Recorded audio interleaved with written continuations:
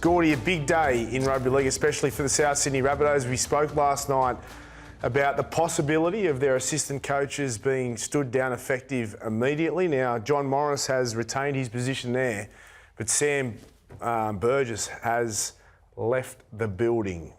It's a big one. What's your take on this? Well, Sam's got a new job to go there. It would be interesting to see whether they'd make the same decision if Sam didn't have somewhere to go and he was signed with South long term. But it was strange for me. I think the timing of it all with, 2 games to go in the season and a chance of playing finals, I thought it was a strange decision. I thought it was strange. It was a surprise yesterday that it was even considered, but it actually happened. And after the news of Sam's departure broke this morning, the Rabbitohs were in damage control, with the coach and the CEO fronting the media to try and explain why the club legend walked away. So good. Have you been let go? I wish the boys all the well. Good luck this year.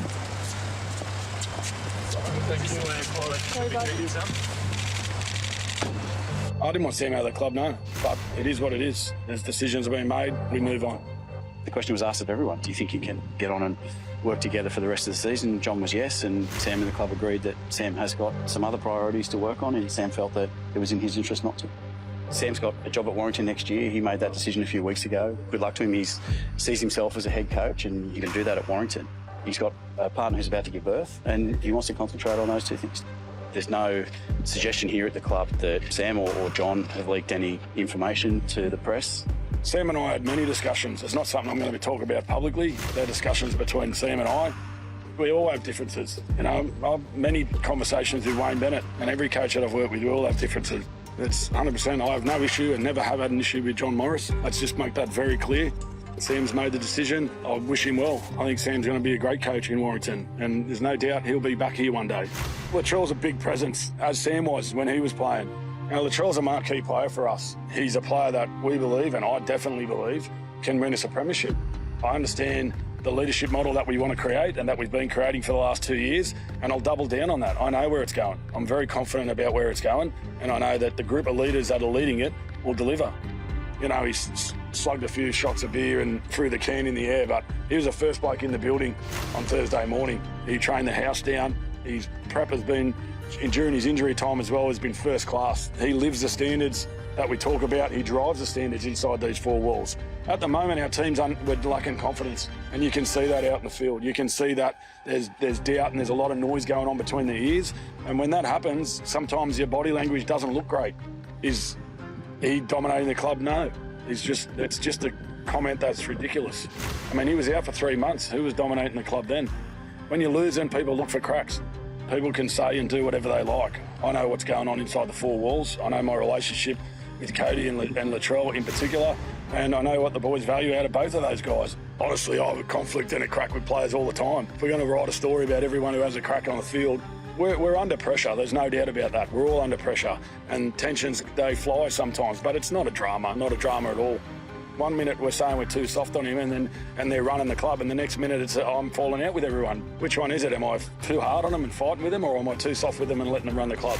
We know what exists inside the 4 walls. I'm really confident, especially with Cody and Latrell and the rest of the leadership team, that they'll drive the standards over the next couple of weeks, and we'll be playing finals this year.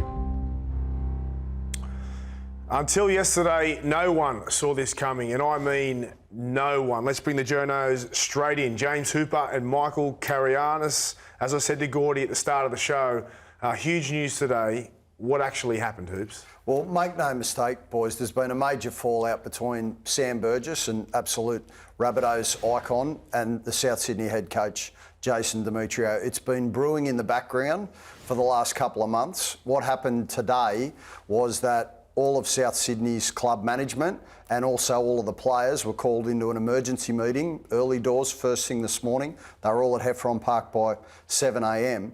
And by 8 a.m. in the morning, Sammy Burgess was out the door. They hadn't been able to resolve their differences. Russell Crowe got involved at one point and ended up hanging up the phone on Sam Burgess. They weren't able to find middle ground, and so as a result, Sam departs the club. Michael, what have you heard from today? Yeah, similar to that. It was obviously Sam Burgess, John Morris in the firing line come this morning. John Morris remains at South Sydney until the end of this year before he joins the West Tigers as an assistant coach. And the question was put to him, can you two fall in line? Sam Burgess said no. John Morris said yes, and he remains. But why such the big fallout? Why is there such a fallout between assistant coaches? They should have different opinions. They should be, having strong, robust conversations at training. Yeah, it's a great question, Gordy. Look, the way it's been explained to me is that Sam, a number of months ago, went to Jason Demetrio and aired the issues that he had around the playing group and the standards. And he aired those quite openly with the other assistant coaches and JD all together. Now, since Latrell Mitchell has returned from injury, I think there's a couple of things that Sam has spotted at training and then also in games that he wanted to call them out. He wanted to say, listen, they're not the standards that we need to be living to on a daily basis. You've got to be better. We went over that footage on Monday evening. It caused a lot of backlash and a lot of discussion around the game, but the vision doesn't lie, Gordy. Like Latrell on Sunday, that shouldn't he be was backlash. off. And Latrell's a superstar. Can I just address that? That should be happening every week. Even when I was playing, that footage was there. If you didn't push up, if you didn't tie in, if you let your teammate down, they're the things that got highlighted to me through my whole career. And that's why you dreaded going into a Broncos team meeting. That should be happening. He should have seen that footage. I don't think Sunday was the breaking point of the relationship. There's no doubt, as Hoops alluded to, this has been bubbling on in the background for the last couple of months. And I don't know if all the travel that the South Sydney Rabbitohs have done has helped them, because they've been living in each other's pockets for the last few months. And that exposes cracks, doesn't it? Particularly when you're losing. Now today, the club in particular, Blake Solly, Jason Demetrio at the press conference echoed and continued to that Sam Burgess was focusing on the birth of his newborn child, which is in a few weeks, and the new job at Warrington. Now that was what they said was the reason that he left. What do we think of that? Is that the reason or not? Smoke and mirrors, Braith, complete fairy tale. Yes, that is true that Sam does have a young family that's about to become one more member. And he also is taking on the head coaching position at Warrington. But when you strip it all back, as we said, this started a couple of months ago. And Sam noticed some things since the Bunnies have moved from Redfern to Heffron Park around their training standards, around their discipline in games, certainly around their defensive structures. We've highlighted how many points they're now leaking and how good they were in that area earlier on in the season when they were on top of the competition. He called all that out. And then since it's made its way into the media over the last 48 hours, that's what's blown it all up and brought it to a head. As Gordy said, it's an easy out because Sam's leaving at the end of the season anyway. If he wasn't leaving, it would have thrown a whole different conundrum into the mix for the Rabbitohs. But given that he's on the way out, he's negotiating with players and doing all that stuff, watching tape at South Sydney on Warrington. So it is an easy excuse for everyone to use on the reasons why Sam Burgess won't finish the year at South Sydney. Hoops, you spoke about the phone call with Russell Crowe. You've written about it on the Fox Sports website. What actually happened with that phone call? Well, you think of Sam Burgess and Russell Crowe, and we all remember that iconic image from the 2014 Grand Final. Gordy, you were working with South Sydney when a young Sam arrived at the club, and Russell was the one who identified him overseas and brought him into the Bunnies. So they have an extremely tight bond and an extremely tight rapport. But when it became clear in the meeting today that not everybody was going to remain on the same page and that not everybody could put the club first, Sam, one of the board members, then left the room, went into a separate meeting room. Russell was called on the telephone and they began to try and thrash their differences out.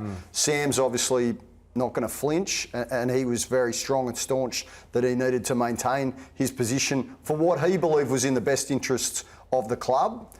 And Russell didn't like it to the point where he said, well, Sam, if you can't put the club first, then the conversation's not going to go any further. And then it ended with Russell hanging up the phone.